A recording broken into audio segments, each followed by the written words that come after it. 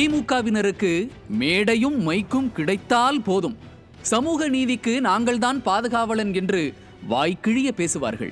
ஆனால் திமுக ஆட்சியில் நடப்பதையெல்லாம் பார்க்கும்போது சமூக நீதி என்று ஒன்று இருக்கிறதா என்ற சந்தேகமே மேலோங்கி இருக்கிறது. திமுக ஆட்சிக்கு வந்தது முதலே பட்டியலின மக்களுக்கு எதிரான வன்முறைகள் அதிகரித்து வருகிறது. புதுக்கோட்டை மாவட்டம் வேங்கை வயல் கிராமத்தில் பட்டியலின மக்கள் பயன்படுத்தும் குடிநீர் தொட்டியில் மனித கழிவுகள் கலக்கப்பட்ட சம்பவம் பெரும் பரபரப்பை ஏற்படுத்தியது. இந்த சம்பவம் நடந்து 2 ஆண்டுகளுக்கு மேலாகியும் குற்றவாளிகளை கண்டுபிடிப்பதில் ஆர்வம் காட்டாமல் அலட்சியம் காட்டி வருகிறது ஸ்டாலினின் திராவிட மாடல் அரசு.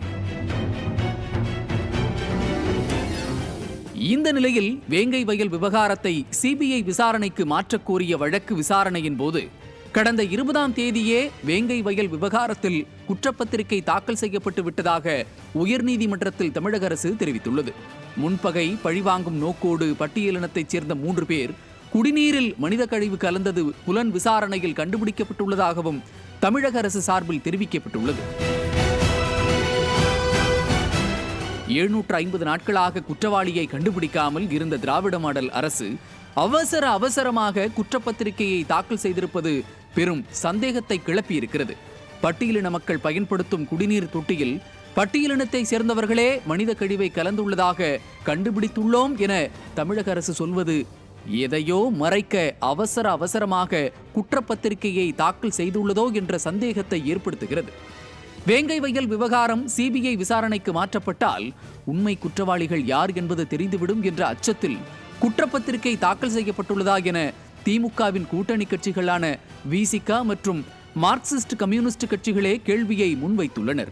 ஸ்டாலின் கட்டுப்பாட்டில் உள்ள காவல்துறையை நம்பாத திமுகவின் கூட்டணி கட்சிகள் சிபிசிஐடி தாக்கல் செய்த குற்றப்பத்திரிகையை விசாரணை நீதிமன்றங்கள் ஏற்கக்கூடாது, மேல் விசாரணை செய்ய வேண்டும் என்று திமுகவிற்கு எதிராக குரல் கொடுக்க தொடங்கியுள்ளனர்.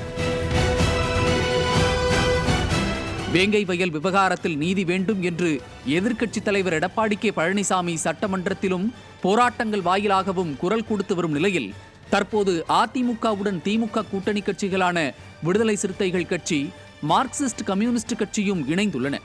வேங்கை வயல் விவகாரத்தில் காவல்துறை விசாரணையின் போக்கை பல முறை நீதிமன்றம் கண்டித்தும் மெத்தனம் காட்டிய அரசு தற்போது குற்றப்பத்திரிகையை தாக்கல் செய்திருப்பது குற்றவாளியை தப்பிக்க வைக்கவா அல்லது திமுகவிற்கு நெருக்கடி தரும் இந்த வழக்கை முடிக்கவா என்ற சந்தேகம் வலுத்திருக்கிறது.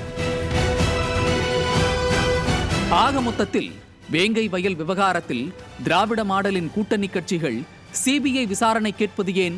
எதிர்க்கட்சியான அதிமுகவுடன் சேர்ந்து திராவிட மாடல் கூட்டணி கட்சிகளான கம்யூனிஸ்ட், விடுதலை சிறுத்தைகள் ஆட்சியை விமர்சிப்பது ஏன்? திமுகவின் காவல்துறை மீது கூட்டணி கட்சிகளே நம்பிக்கை இழந்து விட்டனவா? அவசரமாக தாக்கல் செய்துள்ள குற்றப்பத்திரிகை திமுகவின் நாடகத்தை அம்பலப்படுத்த போகிறது என்பது மட்டும் தெளிவாகிறது.